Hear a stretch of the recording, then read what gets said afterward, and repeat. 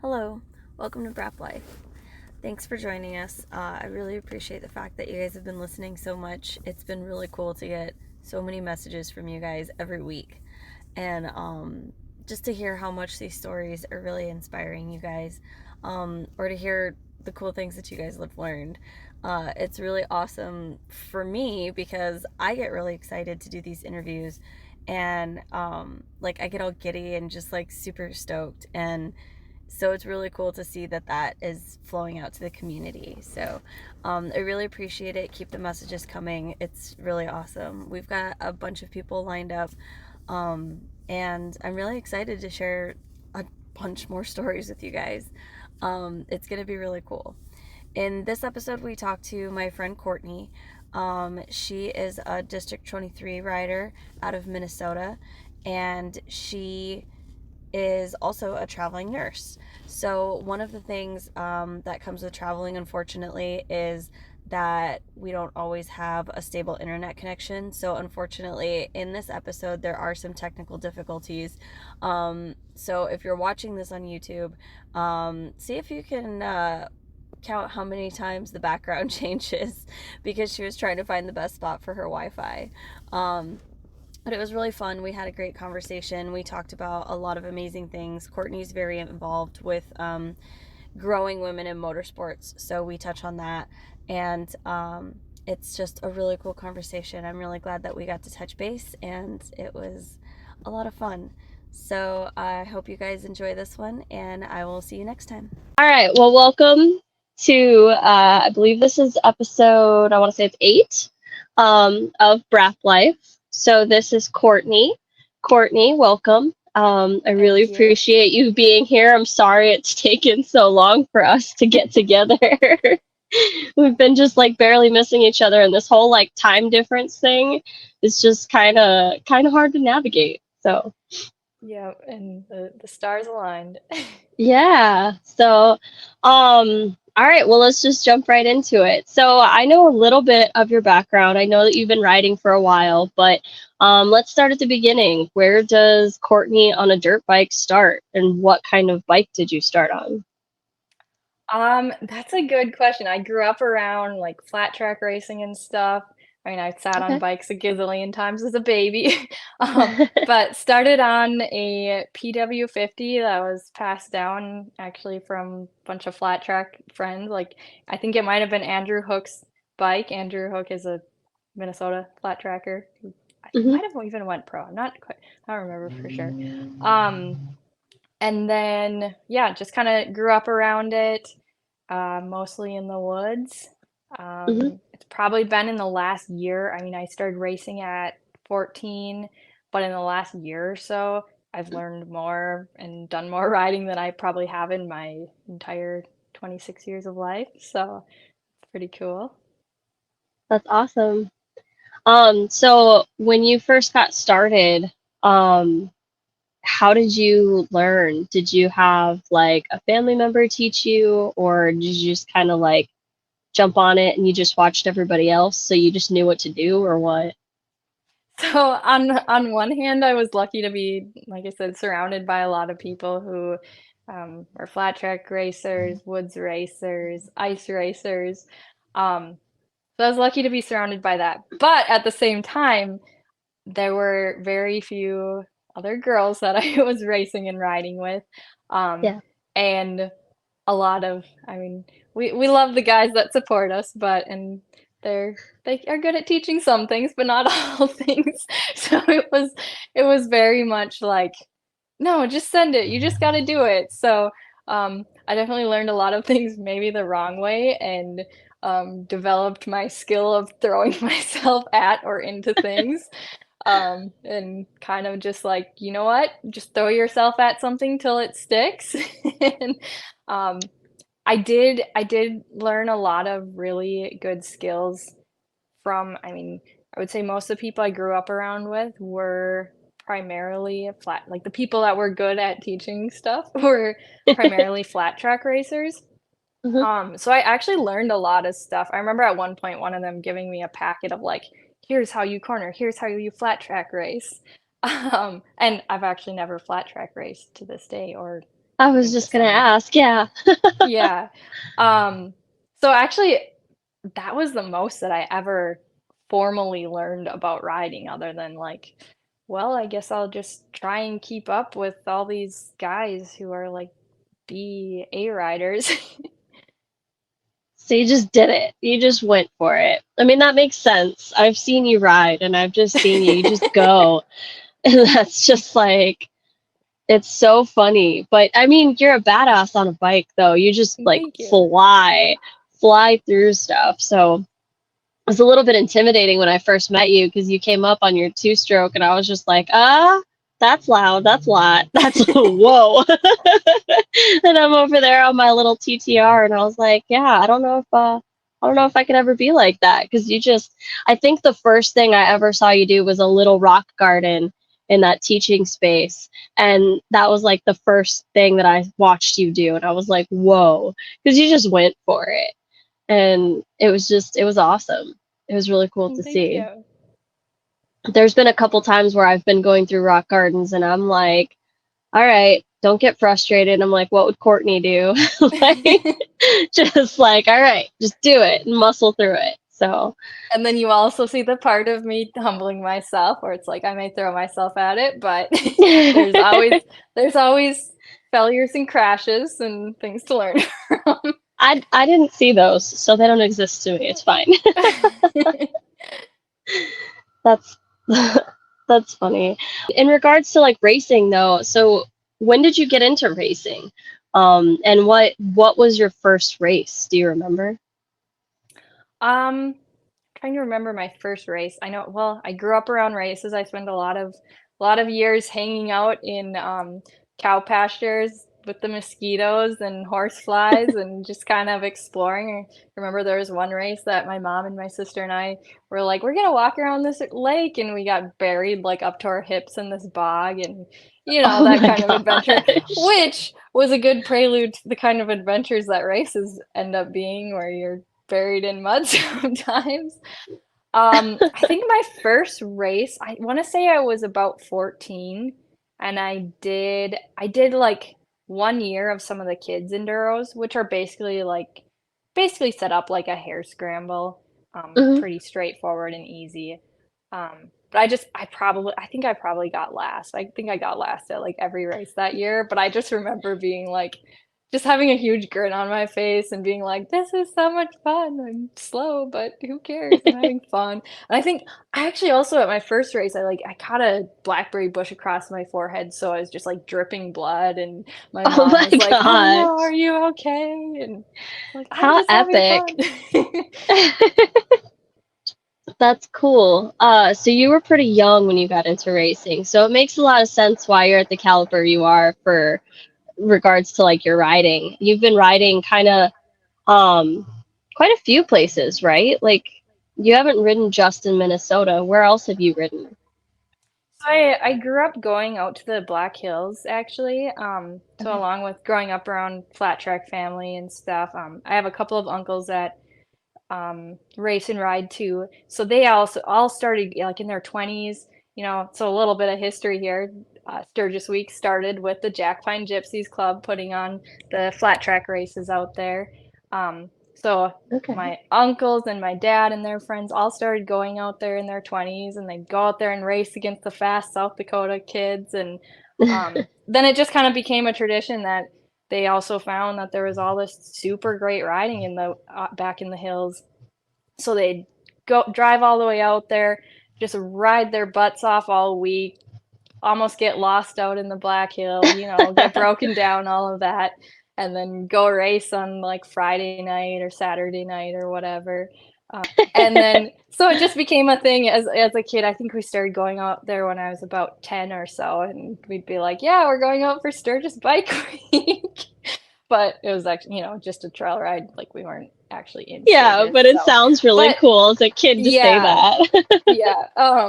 So mostly just Minnesota, and then going out for Sturgis Bike Week, which was, I mean, trial by fire as a little kid on like an XR70, XR80, trying to make it up some of those hill climbs and stuff. And um, yep. So yeah, that was majority of my riding up until basically the last year or so, I started riding a lot more places, keeping my bike in my minivan so it's always accessible. So yeah, It's been the last year only that you've had the van and been doing van life? yeah, yeah, Okay. So it was right around the time that I met you. Cool. yes, yeah. So that actually really inspired me for my travels because I was like unsure about the whole sleeping in my car situation. And then I saw you doing it and I was like, oh, she could do it. She can be safe and everything. Like, I could definitely figure it out. And so that's what I've been doing. So Oh, it's, really? yeah, yeah. I've been in my car. Well, I was in my car for most of, I think it was April. And then the last couple weeks I've been in my car. So like I'm in my friend's camper right now. She's nice enough to let me borrow it when I need it. On days like today when it's super hot outside, it's nice to have some AC and a fan. Um, but yeah, I'm mostly doing the car life thing right now. But you still showed me it was possible, and it's really cool to like have that freedom. Um, and that's really what it is the freedom to go where you want when you want, right? Like be able to ride wherever, and I think that's so cool. So you kind of pushed me along with that one, so thank you, because I probably That's so probably would cool. have taken me a lot longer to get into it if I hadn't seen you doing it. So That's so cool. I'm super excited to hear that, and I'm gonna have to hear more about those or those car adventures, and I can share with you some of my tips and tricks, and hear some of the things you're doing too, because yeah. it's a learning curve for sure, as you've probably Oh, for sure. experienced. One thing I do not recommend is letting your AC go out, because that's where I'm at right now. So that's what's making it so hard Yeah. at the Oh, moment, is not having it. so like the AC doesn't work in your car at all. Correct. Oh no. So yeah, Yeah. it's kind of brutal So right now. yeah. So one thing that I found, little trick for whoever's listening to this too. Yeah. So last year when I was down in Florida, the end of my contract, like last summer being in Minnesota and stuff, it was fine most of the time. It cools off enough at night. Um, Yeah. but the end of my contract, it would at nighttime in Central Florida, a couple of different times, it would be like 80 degrees all night and humid Hmm. and just miserable. So what I started doing is I'd get like an ice pack, or even like I'd Hmm. leave work and just fill up like a thermos full of ice and then put it in a plastic bag and just sleep with it like a teddy bear, Oh. basically. And it's a game changer. Keeps you cool all night, and yeah. Okay. I I'm mean, it definitely kind gonna have to try that. yeah, there's definitely a limit to how much it can cool you off and how much it actually works, but it's actually learned that. I was living in Duluth and I didn't have AC the entire year. I was working nights and Yeah. sleeping during the day when it's 90 degrees and the whole house is 90 degrees, and then having to go work a night shift. I started doing that because I was like, I'm not going to survive all these night shifts if I don't figure out something. Yeah. Being a freshly broke college student just out of college. So yeah. Yeah, I mean, that's when you come up with the best ideas though. Like when you're in that kind of like it's kind of survival, but it's kind of not, and it's just like how am I going to make living like this better? So it's not quite Yep. like life or death, but it is kind of a little bit. So Yep. it's just it gets so hot, man. I'm from Arizona. I don't do humidity like this. This has just been ridiculous. And that's the thing. I can handle like when it's just hot, you can go in the shade and it's cooler. But when it's humid, you can't escape it. Yeah. It's just everywhere and it's just heavy all the time. So Yeah. it's it's That is one thing that is kind of interesting. So I was in Florida for, what was it, 2 months this spring, and then I mhm, came back to Minnesota for a month. mhm. And I was thinking, I mean, because it's super hot there at that time of the year, and I was like, oh, I'm pretty heat adjusted. Like hot race days, no problem. But I think it was actually at Millville. It wasn't even super hot, but the dry heat, I was like, about racing at Millville, and I was thinking I was Oh yeah. adjusted to the heat, but the dry heat is actually, it's like, oh, it dehydrates you a lot faster.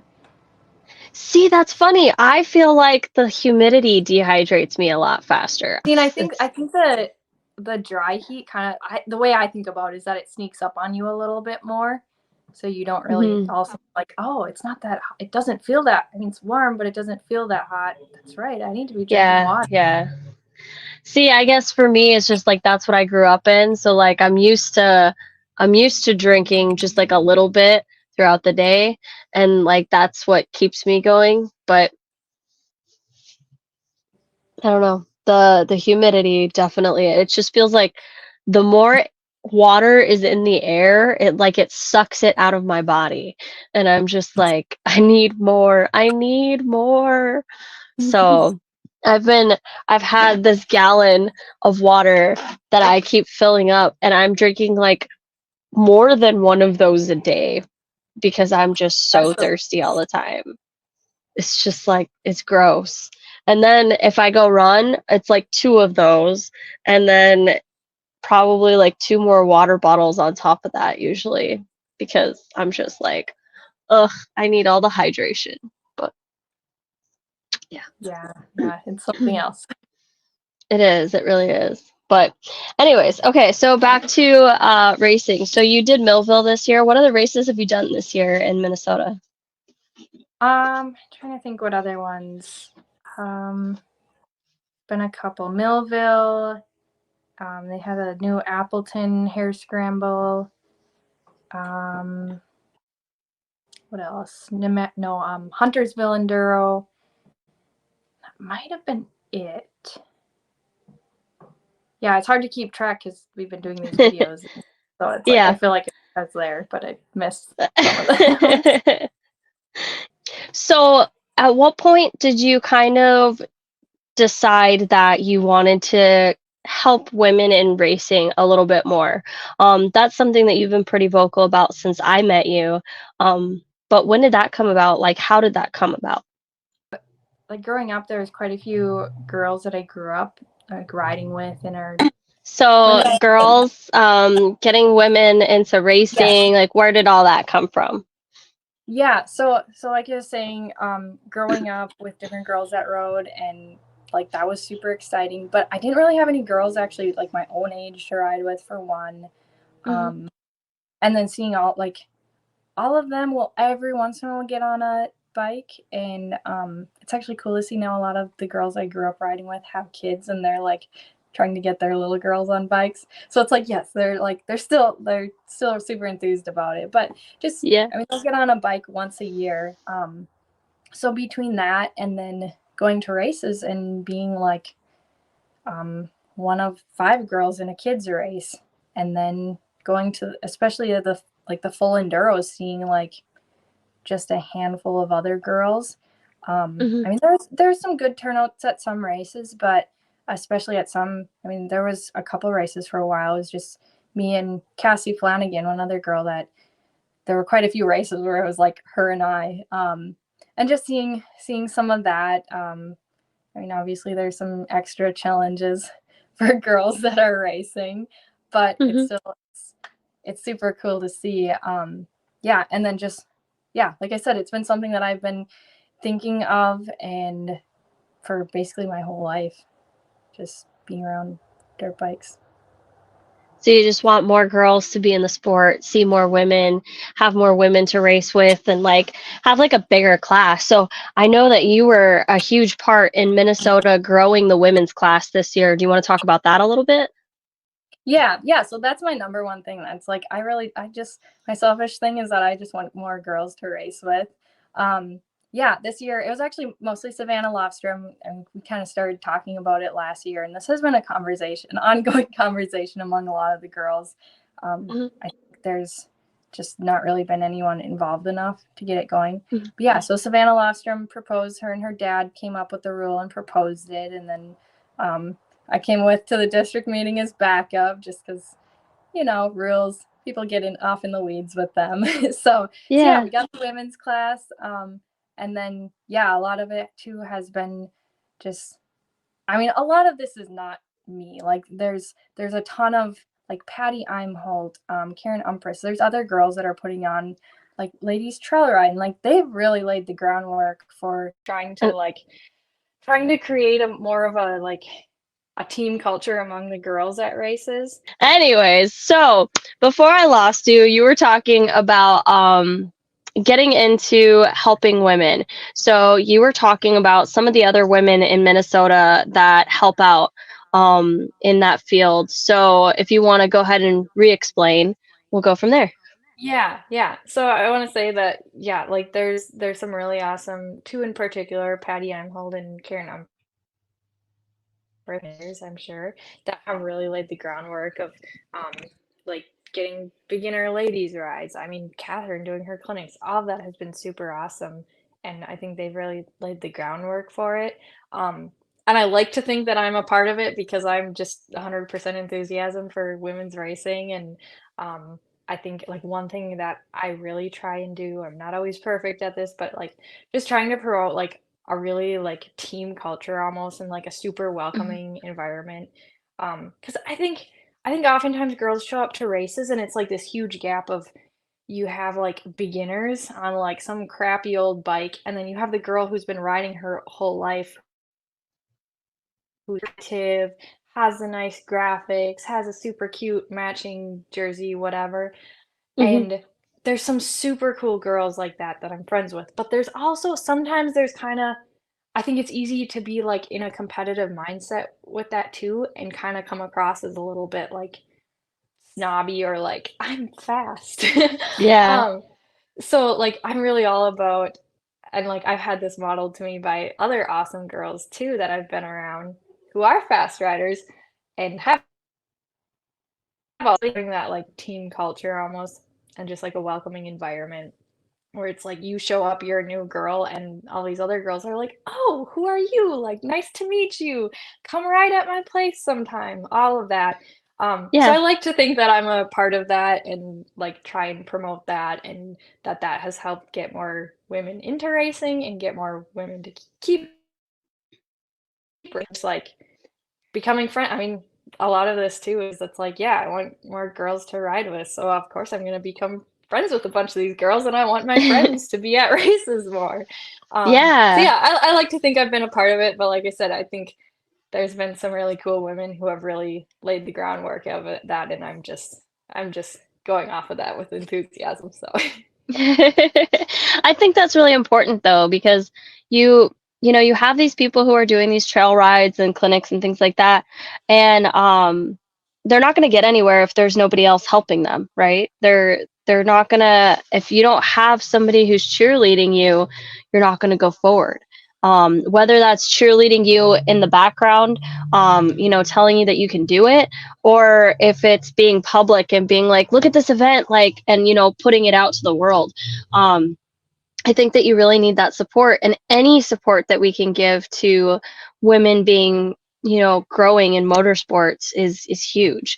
I think that that's something that you were very vocal about that when I first met you, and I was just like super stoked about it because I was brand new to racing, and I mean I still am. I've only got a few races under my belt, and it's really intimidating, especially now that I'm traveling. I'm talking about doing a race this weekend, and I'm scared. I've raced before, but this is also a motocross race. And so I'm oh, like, there's like all kinds of like, I don't know what I'm doing.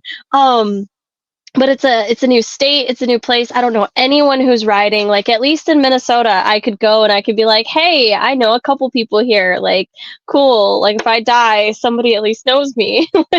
hmm But it's really intimidating because you come in, especially for me, someone who's older and is new to the sport. um like you said, there's those girls who are really fast, who are, younger girls, maybe 15, 16, and they know they're fast, and they're gonna show you they're fast.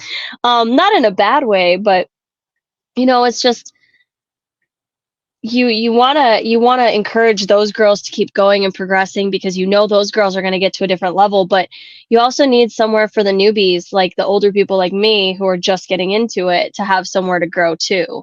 So um it's an interesting dynamic, but as we get more women into it, I think, you guys were able to grow the classes in Minnesota this year. I think that as more and more women get into it, we're going to be able to break down the classes like that, and it'll be a lot better because it'll be more like the men's breakdown where you can have classes that are set for each level, and that's really nice. Yeah, and I think that's one thing. It's been, and I think a lot of these girls have been racing other years, but with our new class, there's a ton of like moms, girls that like raced as or rode as kids but are getting back into it. Like not just that like that age range of like 12 to right when they kind of go off to college or right afterwards. There's a ton of like I don't want to say older because to me that's not old, but like I don't know, like normal age they're just out there doing like maybe they're a mom, maybe they're like they just retired or whatever. There's a ton of not young girls who are doing Yeah, it. So there's a lot more of that I feel like, which is so so cool. And that's really yeah, what I'm about is like, yeah, let's bridge that gap between beginner getting into racing and like not just doing one race and being like, oh my goodness, I hated that. I'm never doing another race. yeah, That and then the girls that are regardless of their age, whether they're the 12-year-old that's been racing their whole life or they're like 30 years old and they've maybe just gotten into it and are like progressing really fast and they're like, yeah, like you, like I love this. I fell in love with this. I want to keep going and have somewhere that you're like that you can look up to and be like, yes, that's where I want to be. Like I that's my goal to get there and to be competitive like those girls. yeah, yeah. Because previously in Minnesota, it was just women's class, right? It was just one, and all the women raced in the one class. So if it was you in the same class as me, I'm never gonna have a chance. you know you're Yeah. gonna be like you're gonna be number one, and that's great, but at the same time, how much motivation does that give somebody who's kind of getting into it, as opposed to if there's like a women's C class, like cool, then that's where I can be. um Mhm. so I think it's really cool, and I'm seeing, maybe it's just that I'm more a part of the community now, but I'm seeing it happening more and more in different states. I think the Pacific Northwest has a huge group of women, and a Mhm. lot of women out there race, and a lot of women ride really well. And there's some awesome ladies out there who just, it's really cool to see how many of them are out there doing it, and then in the southwest there's a lot of women too that ride and race, and it's cool to see it growing, because I think a few years ago I would go to these events and I wouldn't see hardly any women, or some girls, but not a lot. And the last Tileman trail ride that I went to, there was a lot more women and younger girls, and it's cool to see, because like, as women, it used to be a type of girl who used to go to these things, and it was just like we were all kind of like rough and tumble, and kind of all the same. And now it's starting to be that so many women are getting into it, that there's women who are coming with like a full face of makeup, and I don't know how they keep that on throughout the entire day, but they do. And I just think it's so cool because there's bringing like so much more personality. I don't even know if you've noticed, but even in the graphics that are available now, there's such a wide range. There's so much more like holographic and glitter, and you can really personalize things now. Whereas just a few years ago it was just like, kind of a set thing, and you could put your numbers on it and stuff, and that was it. I mean, unless you knew somebody who was really good, but then you'd get some special ones. But I think it's cool to see just the whole community is kind of growing, and I think it's awesome. Yeah, yeah. And at the same time, like for me, is I'm 26 and it's cool for me to see, I'm being inspired at the same time to see girls like you who are 30 and just getting into it. Actually, I don't know how old you are. I think you're in your 30s. I'm And 34. then, Yeah. okay. Or like even 40, 50-year-olds that it's hmm like that some people might be like, oh, I'm too old for it, whatever. But it's like Yeah. they're just like a different standard of like dirt bike. It's hard to dirt bike, a different standard of like physical ability that it's like, oh, hmm like 40, 50, that's not old. Like I can still do all of this stuff or like even beyond Yeah. that. I mean, there's there's not as many like actually old women who do it, but like I mean the guys 70 and 80 still do it. That's super cool as a younger girl, like super inspiring to be like, oh, okay, I can do that too. So Yeah. I'm Yeah. maybe inspiring, but I'm also getting inspired by all these other girls. I think it's really cool. To see how many people, well, I mean, guys and girls, how many people are doing this into, their later years. I think Micaiah was telling me that they have a vet, it's like a 70 plus class out in Washington. And I was like, what? I was like, that's awesome. Like, I want to be like 70 plus riding my dirt bike still. Like, not even just riding, but racing. Like, that's pretty badass. I rode with an 80-year-old dude. I would have guessed him to be like 50 or 60. He was on a YZ25 like me. I could just barely hang on to him. And then we like stopped, took off our helmets, whatever, and everyone else was like, "Oh, do you know how old he is? You'd never guess how old he is." And I was like, Yeah. "I don't know. Guys aren't as butthurt about this, but I don't want to guess." And they're like, "He's 80." He's like 81 or something. It was really, really cool. That's awesome. I get inspired when I meet older people who ride because like you said, it's just cool. Yeah, I could definitely keep doing this. Like when I first started, people told me that I was old to be getting into this and like I'm not going to be good or whatever because I'm too old and whatever, man. Like that's all like relative. Like look at what I've done in the last year. Yeah, I'm 34, but I've increased my skills a hell of a lot. And I mean, yeah, maybe I won't be winning any championships, but that's not really me anyway. Like I'm not that competitive. I'm a little competitive, but not super competitive. I just don't want to be last place, you know? Yeah. Well, I If mean, I'd say you're in your like 30s, 40s are kind of actually your prime for like long distance endurance events. So, yeah, yeah, this is my time. You'll see. yeah. Yeah. I was gonna I'm say excited to see how it all goes. too, yeah. I was gonna say too what you were saying about seeing some of the super cool graphics that like just how that's changed where there's more options and just how women have brought their own culture to it. Like I've thought about that a lot and just how I think that happens in every sport where Hmm. like women's sports are going to be just like men's sports, but less exciting and more boring until we start bringing our own culture to it. Just like I don't really follow sports a whole lot. I know Yeah. nothing about basketball, but that's like this year, I think the women's basketball actually had more viewing time or something than the men's. Hmm. Which I mean, not like we love the men too. Like, yeah, we want them to have viewing time too. But that's super cool.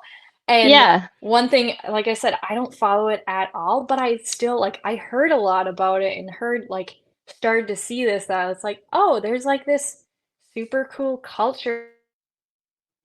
It's like women or like men's basketball, but completely different. It's like Yeah.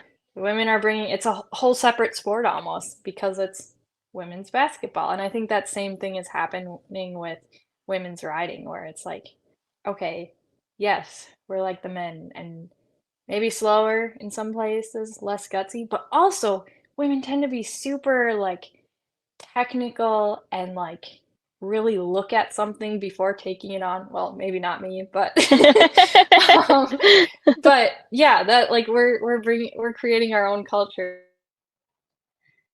Super cool.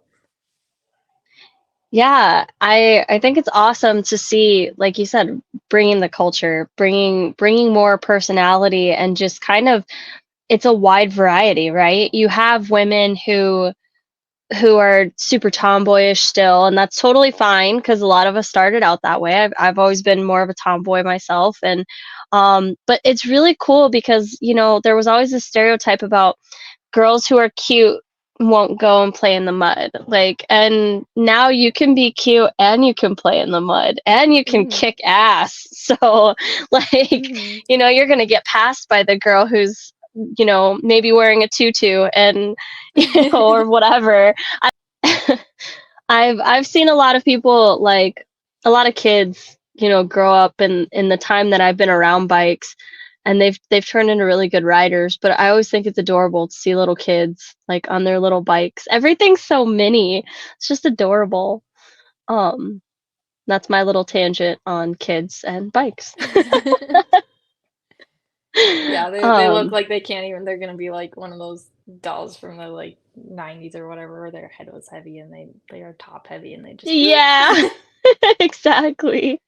Where their helmet's just way too big and they're just Yep. like a bobblehead. Yeah. It's so cute. Okay, so going back to what I was talking about before. So we went way off on a tangent from from talking about women in motorsports. And so I think you do play a big role in that. Um at least from my perspective, you drum up a lot of enthusiasm and a lot of what's the right word? I guess you get a lot of eyes to it. Like you're out there putting events out and stuff, and you're not on social media a whole lot. So I think for everybody, it's kind of like, hey, Courtney's online. It's just like because you're posting about something. Um, so Well, it's kind thank of you. funny. So I think it gets people's attention a little bit more. That's Um, good to hear. but yeah, it's really cool that you put so much time and effort into that, especially for women's events. It's really hard to drum up enough support and get enough eyes on those events. Just it's so hard to get women to be able to come together because so many of us are moms or wives, and we're busy in life taking care of other people. And I think that that's really cool to see so many women getting out and taking care of themselves and having fun and doing the cool things. And even if they're with their kids during that time, they're still doing it for themselves, because somebody can tell you to ride the bike, but you still have to ride the bike. So no one can do that for you. And I think that's one of the coolest things. And seeing the confidence that so many women get from riding, it's the best. When my friends ask me, well, what can I do to build my confidence like you? And I was like, get a dirt bike. That's the answer for everything. Yeah, dirt bikes are definitely, they're this weird paradox of like, oh, super humbling, but at the same time very confidence building. Oh yeah, for sure. And working on dirt bikes too. It might be more humbling than, I don't know. See, that's something I don't have a lot of experience with. I need more guidance with that, because I worked on cars a lot growing up, but bikes scare me. They're a lot smaller, and there's a lot of things that I'm not as familiar with a smaller engine, and so I'm just afraid to mess something up, especially on a newer bike. So everything I'm just like super hesitant to do on my own bike. So like, how did you start working on your own bike, and who did you learn from? So I kind of started working on it as a kid, but also the extent of working on it as a kid. I mean, I was always around um, engines and bikes and stuff, so I was lucky to have kind of that baseline understanding. Um, but for the most part, it was just like, oh, know how to like check your tire pressure, make sure your chain's tight enough, make sure you have enough oil, like the very basics. And then the one thing my dad did have us do also was changing our own tires, which one time he gave us his tire irons, which were supposedly rounded off screwdrivers, but he gave us the wrong ones. So they were the pointy screwdrivers. And he was like, why did Oh you do no. that? And we were like, Dad, you gave us pointy screwdrivers. Um, anyways, tangent aside. Um, so like doing very basic stuff, and then probably, I mean, I did a little bit more stuff when I started racing, but then in the last year or so, um, being like in the middle of Florida by myself with my bike and such, I like now I do basically all my own bike work. And again, just like with riding, I've learned so much in the last year. And it's actually interesting because I had one girl in particular be like, "Wow, you're doing all this stuff." And I'm sure other girls that I talk to are kind of like intimidated, just like with riding, where it's like, "Oh, you've been racing your whole life." But this girl I was talking to was like, wow, you're so mechanically gifted. That's amazing. And I was like, oh, honey, no, I am not. Like, the amount of I am mechanically frustrated. Like, every step of the way, and I don't know, it's something about working on dirt bikes, like, now I like it, but also it's just a learning curve. For whatever reason, it just I'm always running into something that it's like, I am so frustrated and done with this, and I don't know what I'm doing, and, I'm ready to just yeet my like, put my bike on the trailer, not tied down, just let it fall off on Just the way gonna home. take it Whoops. back. Um, but, I mean, at the same time, looking back to a year ago, I look back at some things that I was frustrated by, and I'm like, "Oh my goodness, I can just do that in my sleep." Like, I understand that super well. Like, the amount of flat tire changes I've done, I mean, yeah, I've learned a ton, so I guess all that to say that yes, I grew up kind of working on bikes, but again, I've learned the most in the last year and like Yeah. I mean, you can look at someone and be like, wow, they know so much. They like have so much experience, but it's like it's a learning curve. Yeah. So, I think that's like that whole frustration part is part of working on anything. I used to get that way with my car. I used to freaking love working on my car, and then I'd start working on it, and I would get so frustrated because it was a Minnesota car, so it's full of rust, and anything you try and do is 15 times harder than what it should be. And so I was yes. just like, oh my God, what is happening right now? So I think that's just part of it, and I learned a lot of patience from that. So I think that I'd be okay when it comes to my dirt bike, but I haven't. I mean, it's a new bike, so hopefully it'll be a little bit before I have to do anything crazy Yeah. to it. We'll see with how much I've been kind of dropping it lately. That trail I went on this last weekend was a lot. I was like, man, I'm so glad I have that freaking those guards on my radiators and on my clutch cover. I was like, "Oh my God. I cannot imagine if I didn't have those." Yeah. So, but I mean, something that I've learned just with this bike. I didn't really set up my old bike. So when I got this bike, I had to really learn about bike setup and like what I was going to need for it. I had no idea what kind of guards or anything I was going to need. So I was really lucky to have other people to tell me. But there's not a whole lot of like places to go for that information. Like I couldn't find a whole lot of forums. Well, I also bought a brand new bike, so like nobody really had that bike yet because I bought it like right as soon as it came out. So, Mhm. um, it's just it's hard to kind of feel confident about yourself and when you feel like you don't know a whole lot. So, Yeah. it's really cool to hear somebody like you talk about essentially the same things. And you've been doing it since you were 14. So as hard as it is, I think it's really cool to hear you talk about being frustrated working on your bike because it's just like it reminds me that I don't need to be perfect about it. And I'm still really Mhm. new with that. So Yeah. And too, like with bike setup, like it can be very overwhelming I mean, you can get so off in the weeds and into the details of like, yeah, well, this motocross person tells you that you should run this kind of chain. Yeah, but this woods guy says you should, oh, but you need this kind of suspension. Like, there's so many details to get into, and that part, honestly, I think a lot of girls get very overwhelmed with as hmm well because there's so much information out there and so many intricacies of like I mean, people can argue about it all day on forums. I'm sure anyone listening to this knows exactly like they've seen it a gazillion that's times. and that's the hard part too, is just like how do you get through all those forums where people are just bickering back and forth, and it's just like, okay, I just need to know how to do the thing or what I need to order for this. So, it's just everybody has their own flair on it, I guess. Lack of a Yeah. better term. Yeah. And then you're like, "Well, but I'm a short 5'2" girl and um my bike is lowered so my suspension works different and I can't reach that thing and I Yeah. don't quite have the same strength that you do. So what's the like tricky little ways to Yeah, I wish I was 5'2". If I was 5'2", I think my life would be a whole lot easier. I'm only 5 feet, so that'd be awesome. Um,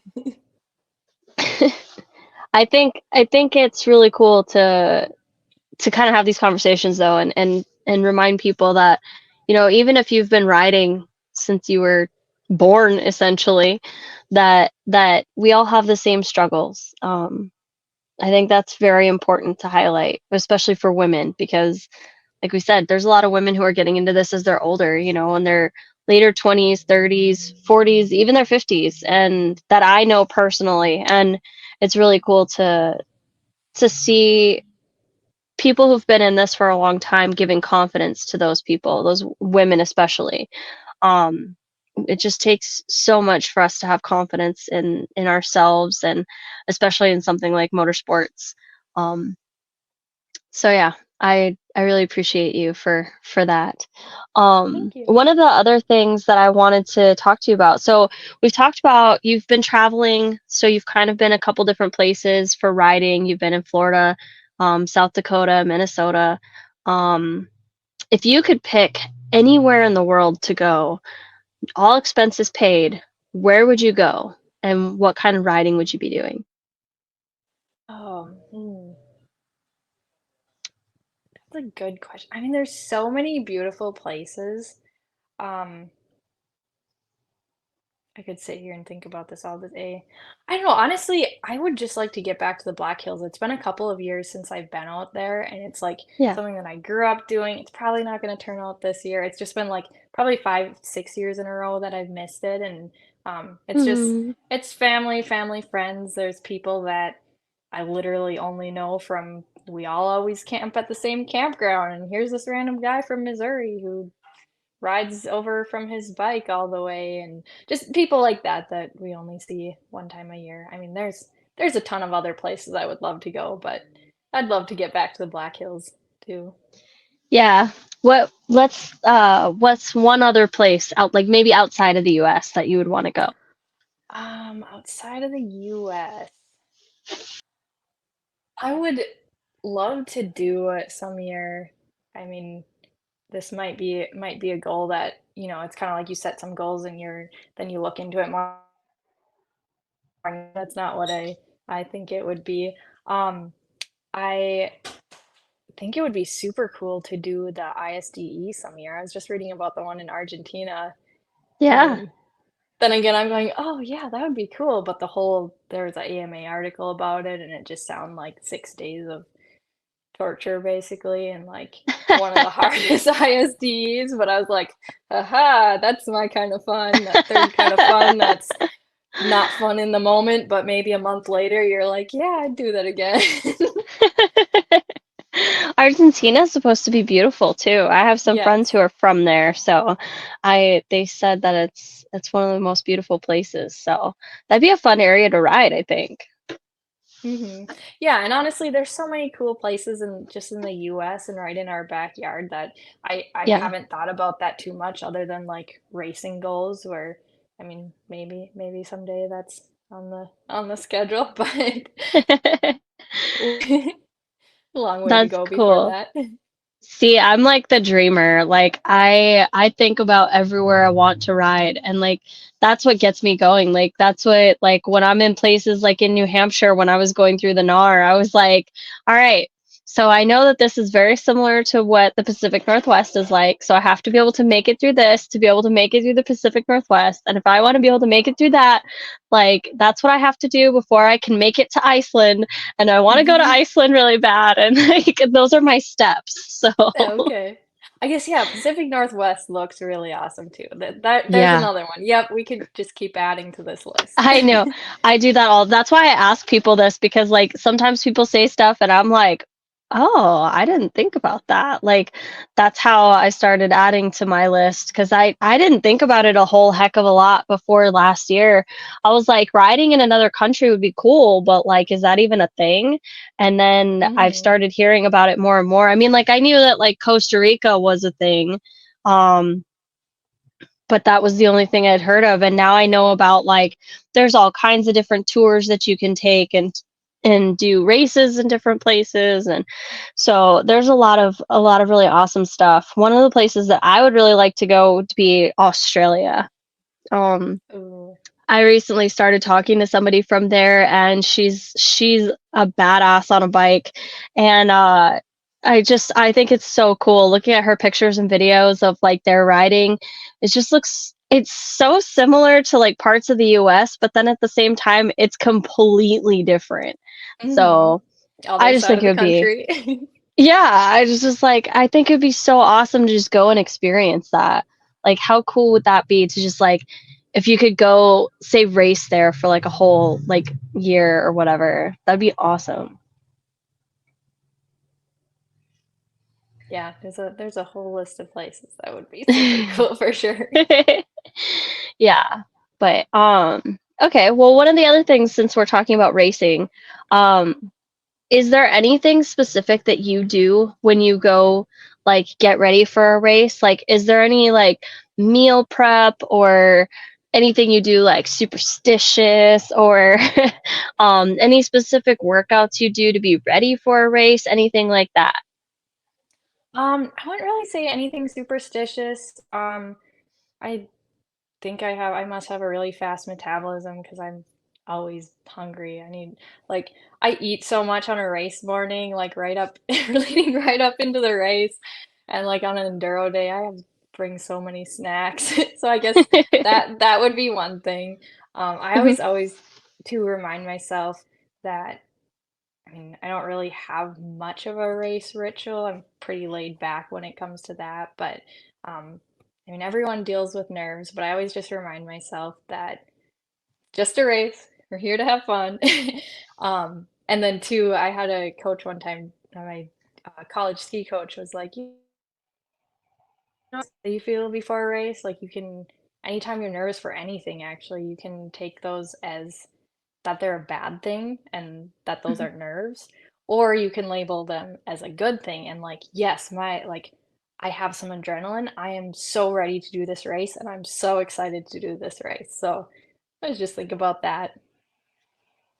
That's great. I like that because that's changing your mindset, right? That's Mm-hmm. changing the way that you're looking at something, and that's something I'm really big on is mindset and getting into like a positive mindset and kind of just like looking at things differently. That's been the whole last year of my life, right? Is just changing how I look at everything and so that's really cool. I really like that. So just Yeah, kind of look at it completely different, not necessarily as nervousness, but like a good energy. yeah. So, And two, like I work as a nurse in the ICU and as an EMT, and so to me, like races and riding is really my showing up on a start line. A lot of times it's like this may be a little bit morbid sounding, but sometimes I'm like, you know what? This isn't a code. No one's dying. It's not like not any of those other scenarios. So this is like not that big of a deal. that's good good way to look at it.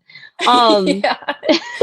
it's pretty serious. But a lot of people don't realize that those are real things that happen in races. I mean, um, I know of a couple races where there's been some pretty serious accidents. So, Yeah, yeah, um, for sure. have you have you ever run across anything really serious like that in any of the races that you've done? A few things, nothing crazy. Honestly, that's kind of why I chose the career path that I did. Because growing up, riding out in the playground, flat track racing is the crashes are pretty and so just growing up around that and kind of, I don't know, maybe how just being wishing that I could do something in those situations or like being in the middle of the woods and being like, "Oh, it's a good thing that this wasn't a." I mean, motorcycles are as dangerous as you make them. um, Yeah. but there are situations where it's like, that could go south real quickly. It'd be nice to know what to do. I did. There's just been a couple, nothing like crazy, but a couple of broken bones, stuff like that that I've come across. one of the guys who's been around District 23 for a long time, a couple years ago, I think I was the second person that came across him. Wasn't an Mhm. EMT yet or anything, was just a kid on a bike, like, "Oh, that's a lot of blood." He caught his arm, like, right here on a branch that was like a jagged branch sticking out Oh, that far. yep, Yeah, and he almost lost his arm, and, yeah. and he now he has, I think, a little bit of a problem with that arm, but, I mean, his arm's I fine, remember so that one. So but you were the second person because the first person yeah. was my ex-husband. Oh, oh. That was Jason, right? Yes, yeah. Yep. Or so maybe I Yeah. was, like, the third person, because Craig Hinkemar was stopped with him, and, Yeah. um, yeah, so he was stopped with him, and I don't know why I was like, "Oh, I'll keep riding," because Craig Hinkemar is faster than me. I should have been like, "Go, Tessa." But, Yeah. yeah, so that's Yeah, my that's one of ex the that's one of was the ones that that was sticks out more. yeah, that was actually what I was thinking about. That was really funny. Um, yeah, he was I don't know if he was the first person, I'm pretty sure he was, to come up to that, and they had like they didn't have anything to pack the wound. So I think they were just using like Kleenex. So, but he was in the army, so he had like a whole pack on him or whatever, a med pack. So he had gauze and everything. So he was able to get it packed and everything. Which is really awesome, that he was able to do that, and that was, I think, his first race, and he Oh, had, like, no. DQ'd. Obviously, he wasn't focused on the race after that, but, it's a cool thing that there's people out there who know what to do in that kinda situation, and it's cool. I've seen more, like I think Dirtastics, I'm pretty sure was putting on a clinic on what to do with like severe bleeding and stuff like that. It was like a Awesome. mini EMT class, but what to do for like e- basically when you're in the wilderness and something happens. So I'm Mhm. seeing a lot more classes like that, and I think it's really cool for people in motorsports to take classes like that because it's inevitable that we're going to come across something. Um, we do something super dangerous, like you said, but there's a lot of crashes, whether you're in motocross or you're in enduro or hare scramble or hard enduro. There's a lot of things that can happen, and it doesn't matter how good you are. You can still have an accident. And so I think being prepared is really important. I have BLS, and I would like to add to it with the wildlife stuff. There's a wildlife class where you learn kind of what to do when you're out in the middle of nowhere and things like that. And so I want to add on to that personally, um, just in case, because it's never going to hurt to have that knowledge, right? Mhm. Yeah, exactly.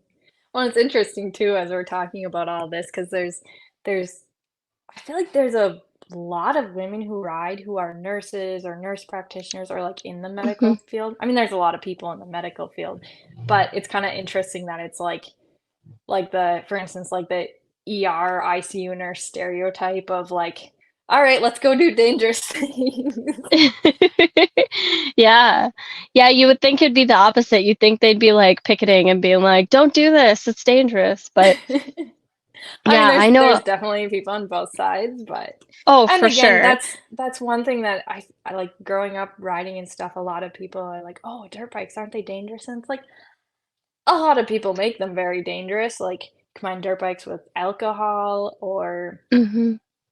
not a lot of gear or just don't know your limits. They can be very Yeah. dangerous, but it's I mean, I've broken one bone and that's it, and that was more of a gear problem and a me problem than a dirt bike problem. Yeah. That was going to be my next question, so you took that. Well, that's cool that you've only had the one broken bone. I have not yet broken a bone in my life, so I'm hoping to Awesome. keep it that way, but I also Yes. want to do hard enduro, so I feel like that's not gonna last forever. Well, and We'll here's the see. thing, my one broken bone was I I had just graduated college, broke college student. So I was like, I'm gonna keep using my ratty old boots that are falling apart and probably duct taped together. And like the week before, I just like torn the sole off of them on accident. So I think my mom just had like some really chintzy dual sport boots sitting around.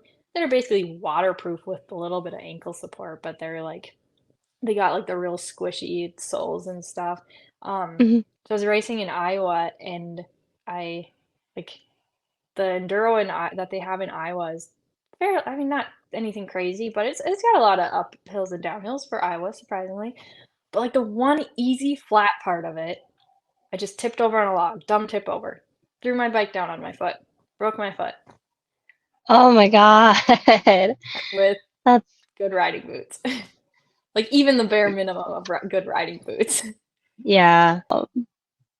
Awesome. Well, I'm trying to think. I don't know that I had any other big questions for you, but this has been really cool to kind of just pick your brain and learn a little bit more about your story because I knew you had been riding since you were younger, but I didn't really know like what all that involved. So, as you get more into working with women, you've kind of been, like I said, very vocal about helping grow women in motorsports.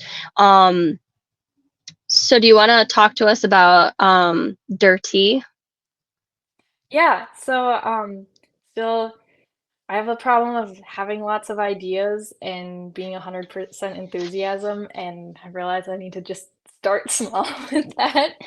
Um, and maybe I have some ADHD, but so like for right now, like this summer, another girl and I, Erin Burry, she's like brand new to riding, to highlight the women of District 23. Um, so that's one thing that we're working on. We got lots more goals with Dirt Tea. I'm just gonna kind of leave it at that. But Okay. really, it's about, I mean, everything that women's riding is about, creating community. Um, yeah, I don't want to talk too much about plans with it because I don't know. Yeah, I get it. You don't The want to, you're still in the works. Yeah. Yes, there's a lot of things in the works, and Yeah. this interview series will start, so stay tuned. Yeah, that's really cool. I've seen your first couple interviews, or maybe it was just the one. But I thought it was really cool that you guys are out there doing that. It's the same concept behind this, right? It's talking to the people who are making it happen. Um, it's really cool to just get people excited and to hear their stories, and I think that Yeah, that's really cool. It was really funny yeah. that you guys released it like right at around the same time that I released the first episode of this, and I was like, "Hey, we're like doing the same thing."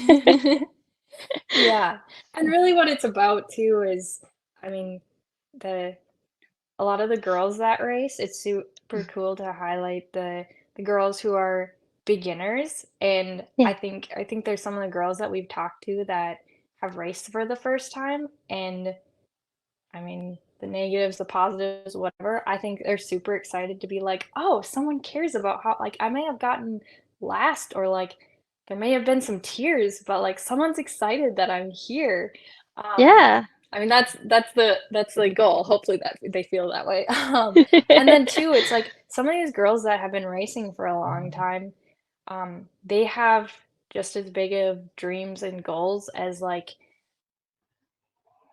they'll be, "Oh, look at that double A rider, I wanna be like him." Um, so it's a start of, like, okay, we may not have, like, women's A or, like, payouts for the women or anything like that, but it's a Yeah. start to be like, "See, you're just as cool." I mean, not like we have really pro riders in local District 23 racing, but, like, you're just as cool as the double A guy.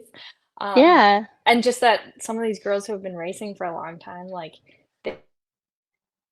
they take on a 2.5 hour hair scramble and battle it out for that long. They know a thing or two about bike maintenance and bike skills, all of that stuff. Yeah. Yeah, I think sharing the knowledge is awesome. Whether it's brand new people who can maybe tell us stuff about, that maybe we've forgotten is something that we needed to know when we first started, or people who've been in it for a while who can tell us from experience. I think it's really cool to hear from everybody, which is again why I'm doing this as well. You know, it's really cool to hear those stories, and I think it's inspiring to hear it. Um, you know, there's a lot of really cool podcasts out there that talk to the top people, the guys who win all the time, and that's awesome. So awesome to hear from them. It's really cool to hear their training and all of that, their mindset. Those things are cool. But also in a race of like 200 people, those are the top 3 guys, right? There's still a whole bunch of other people that were there who are making that event happen and who all matter just as much. And so while other podcasts, like for example, Max Gersten's podcast are focusing on those people, the top people and you know, maybe like the top 10 guys or whatever, and people behind the scenes and things like that, my focus is more on the, I guess, everyday person is more of what I think of it as. You know, maybe eventually we'll get some of those guys on here, and that'd be cool to hear their story. But it's about people that I meet. You know, I met you in person. I've met a lot of people who have really cool stories and are doing really cool things. You're doing a lot for women in motorsports, and I think that that's really cool. And I think that it deserves to be talked about. I think people deserve to hear about it and, you know, help it and grow it. Um, you know, there's people who do a lot of really cool things in this community, and I think it's hard for us to talk about it at an event because we're all there for a race, and you're there for like 2 days or 3 days, and you're just like focused on the race, and so you don't have a whole lot of time to talk about it. Um, and so I think this is just giving a platform to that. And you guys are doing the same thing on the District 23 level, just being able to give that kind of platform to women. So I think it's, like I said, it's really cool that we kind of started doing it, and it was kind of like hand in hand, just in on a Mhm. different level. Mhm. But it's that's what I want to see. I want to see, you know, maybe this podcast will spark something and other people will pick it up and other people will start doing the same thing, and we'll get to hear more and more and more stories. So this isn't about me, this is about you, and this is about all these other people in the community, and just talking about the community and getting it out there. And this is how we grow Mhm. the sport. You know, you're focused on growing women in general. My hope is to just grow motorsports, period. Mhm. Especially like my focus is the hard enduro a little bit more, because that's the events that I go to more than anything. Um, but I just think it's so cool to see anyone out there helping motorsports in general, and especially the off-road community. It's so cool. And you have such a focus, and you're just such a good cheerleader. Like I Thank remember you. riding with you, and you're just like all exciting, and it's really cool. To just kind of, it was awesome to ride with you. I can't wait to ride with you again. You know, and maybe I'll be a little faster this time, and maybe you'll be a little surprised, and I'll be like, yeah. I'm It's excited to see how much you've improved, and I haven't seen you on a bike yet either, so yeah, that'll be yeah, you really haven't. exciting. Yeah. It'll be I was cool. gonna say I'm too, that's one thing with Dirt Tea, that part of doing these interviews too is to for girls to see like, oh, here are the like fast girls, who not like to intimidate them, but to be like, oh, there are the girls that I want to be like her, or to be like, just be like, oh, here are some of the other girls that race. Like, there's, I mean, some people are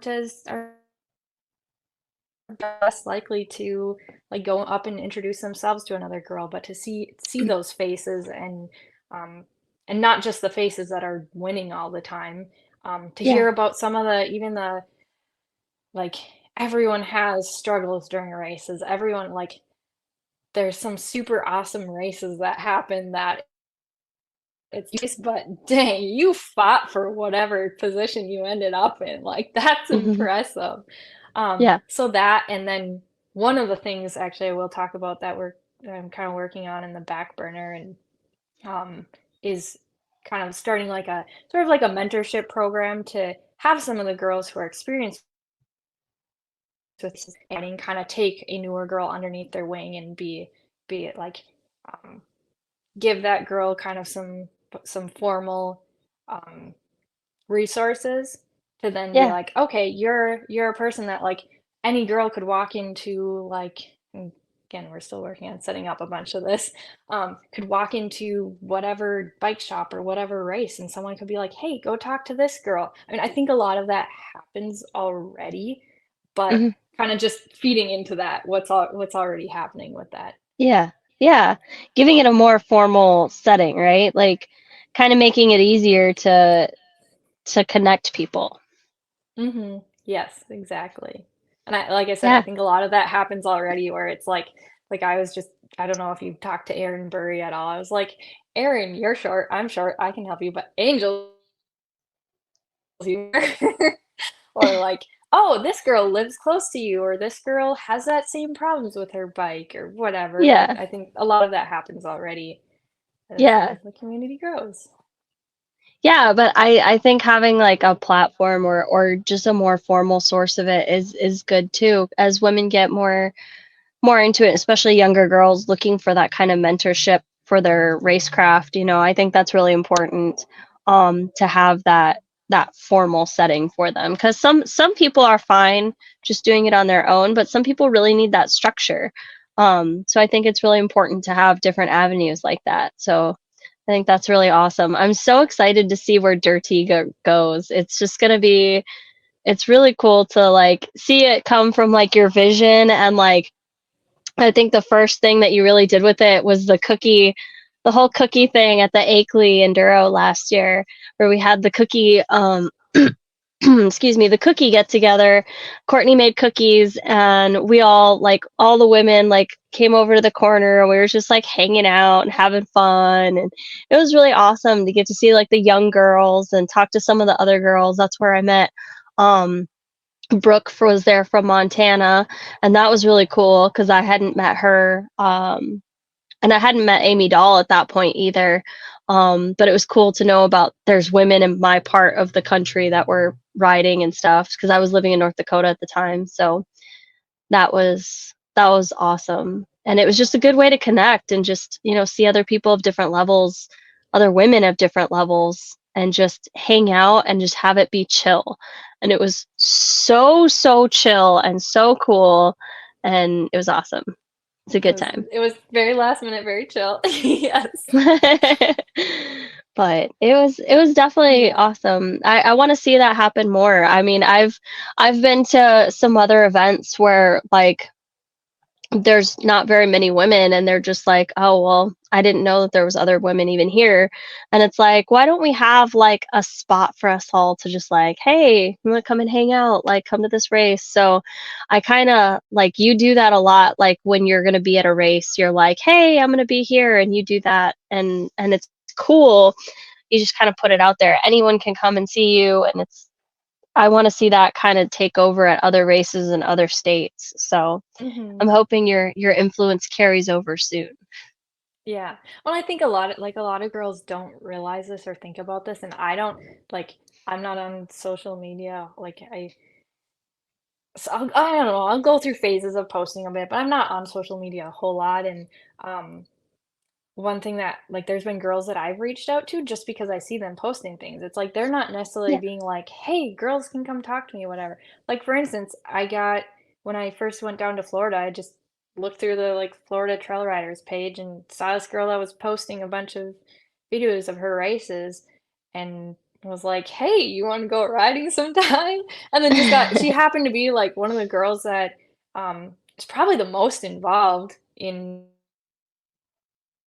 super well respected by a lot of the other girls, super involved with stuff, rides a ton with, I mean, obviously since she's posting videos all the time. Um, but I mean, she was never like, hey, any new girls, come talk to me, whatever. But just by being present, I guess, on social media, little old me from Minnesota, all alone, and I got all these super cool friends now that like Miss Laura, who's down in Florida, just from reaching out like that. Yeah, I think it's really cool because social media has brought me together with a lot of people. It's really helped me excuse me, it's really helped me um, find people who inspire me, who I probably wouldn't have normally met, like Micaiah, in the Pacific Northwest, like Darcy in the Southwest, like Crystal up here in the Northeast. I mean, I wouldn't even have known who Crystal was if it wasn't for social media. Um, a lot of people know who Crystal is. It was really funny. We're on the trail and we're asking which trail we should go on, and this guy goes, "Oh yeah, I follow you on Instagram." It was really funny, and she was just like, "Oh, okay." um, A little bit but it's famous. I know, right? And I was just like, I've been telling her too. I was like, "It's so exciting to meet you," and she goes, "I'm not fancy," and I was like, "You're not fancy, but people know who you are." So it was just really funny. Well, and along with Uh, that too, like I'm sometimes to a fault like an extrovert. Like I'll reach out to a random person and be like, "Hey, you want to go ride?" Um, yeah. and like I know not everyone's like that, and it can be intimidating to reach out to people, but it's like, especially for girls, it's like I think I'm sh like there are bad apples, but it's like I think most girls are more than happy to like, yeah, come ride with us, or like you ask questions. Like I've had a few girls ask me like one girl I know was asking me about what I do for training, and Uh-huh. I mean maybe she might have been like the way she worded it was kind of like, oh, she seems like, oh, are you really gonna tell me? I don't know.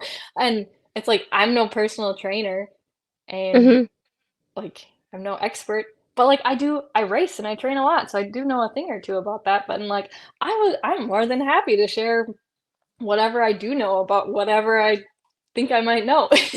Yeah. um so yeah, just like it's I think some girls feel intimidated to reach out to people, and like I said, not everyone's an extrovert, but it's yeah, everyone's so happy to help out around dirt bikes. Yeah, I think it's really cool. I'm not an extrovert at all. But something about being around dirt bike people makes me comfortable. And like I've been in a few other social situations lately where I'm just like quiet, and like the people that I'm around are like, "What is wrong with you?" And they're like, "You go to all these events for dirt bikes and you talk to people all the time." And I'm like, "Yeah, cuz I know dirt bikes. Like I don't know anything about baseball or anything like this." I'm like, I don't know where I'm like sitting there like, don't look at me. Like don't talk to me. Like just leave me Yeah, alone. yeah, But it is something, about being around dirt bike people and off-road people, and it's comforting. And most people, like you said, there are a few bad apples, but most people are very, very welcoming and very willing to talk to you and share their knowledge. And that goes all the way up to the top guys, right? I mean, yeah, look at those guys. They're giving away, you know, I guess their secrets or whatever. They're doing clinics and sharing that knowledge. They don't have to do that. They could yeah, just keep all of that to themselves, but they do it. And I think that that's really cool. yeah. And that being said, too, I know there's again a few bad apples, and there's some guys that are creeps and taking advantage of girls that don't know a thing about dirt bikes, and oh, let me help you. But for the most part, like a lot of them are so amazing and so helpful, and just, I mean, as we're talking about supporting women's riding and women's racing, like it's also being carried on the backbone of some guys who are like, yeah, here's a girl, let's try it. Like, okay, I'm a little bit awkward about this because I'm trying not to be a creep, but I want to be like, I'm super supportive of this girl coming in racing. Like, here's Yeah. some free gear, come ride with us, whatever. And Yeah. there are some super cool people around dirt bikes for sure. Yeah. It's really brought some of the best people to my life. It's really awesome. I'm so grateful that I didn't give up riding when I was going to, because it's made such a huge difference in my life, and I've gotten to meet so many cool people and just do so many cool things of all, like, next to riding. So um it's been awesome. But I'm excited to see where, I guess, where like the next year takes me, traveling and everything. And you too.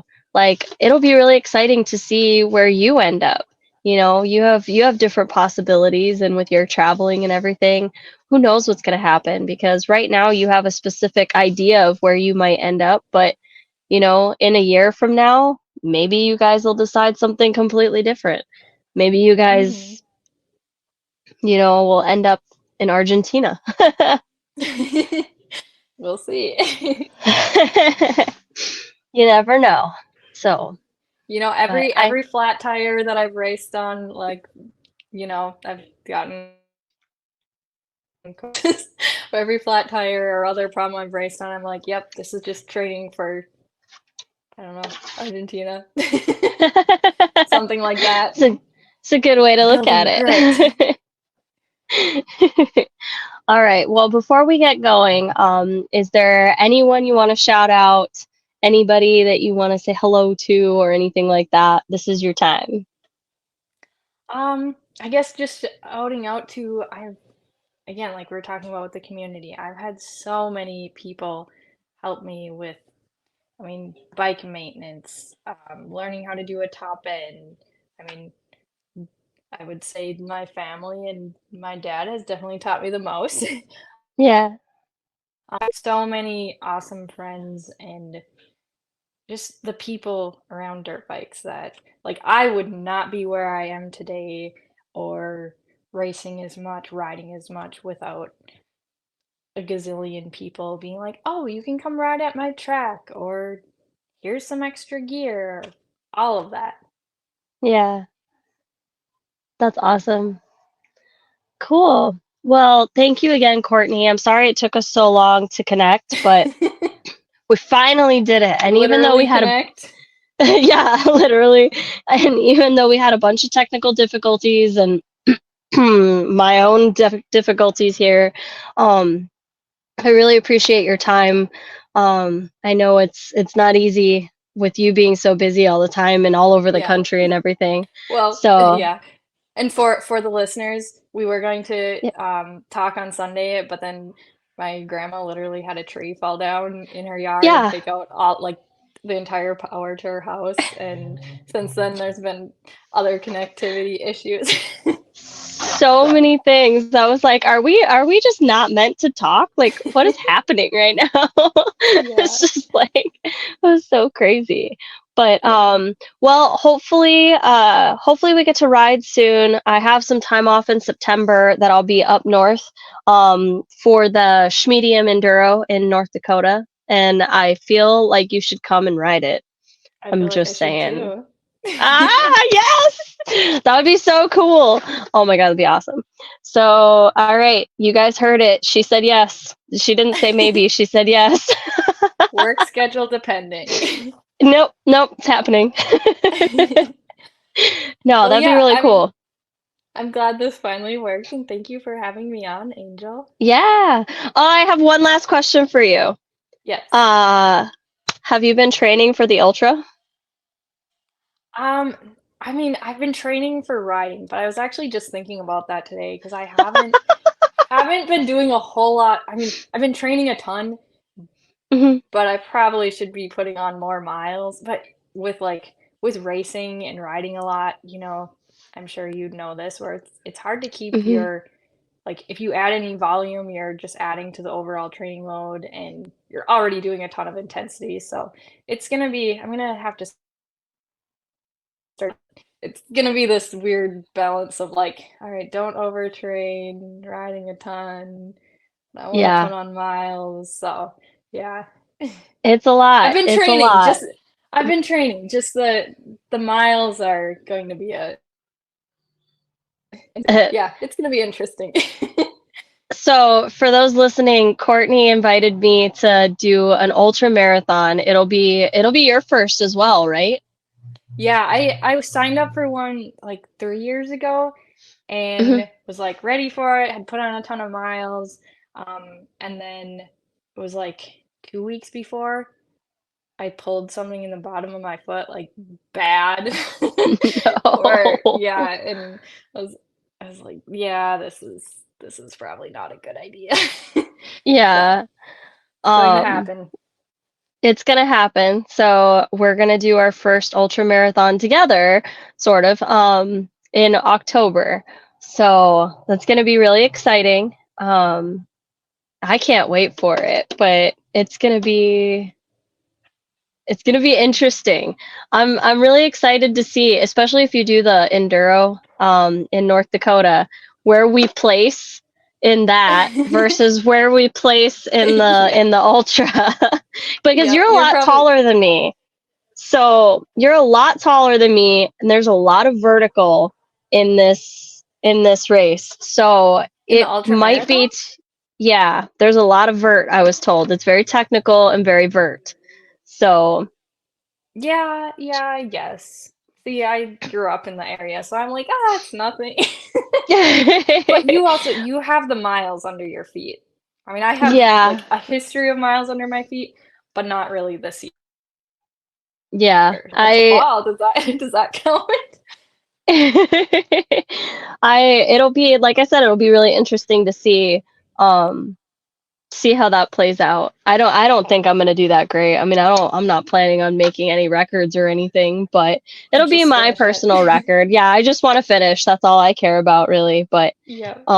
if I finish ahead of Courtney, I might be a little happier. You probably will. It'll be, if it's one step in front of you, that's fine. That's fine. But that's my biggest goal. So. Love it. All right. Well, cool. Well, thank you again. And we got to talk more because it's been a while. But I guess Sounds good. if you're gonna do the enduro, that's in September. So at most 2 months. So Yeah. And if nothing else, we'll just talk the whole time that we do this ultra marathon. exactly. Love it. All right. Well, thank Well, you I so plan on much. it. All right. And we'll see you guys next time.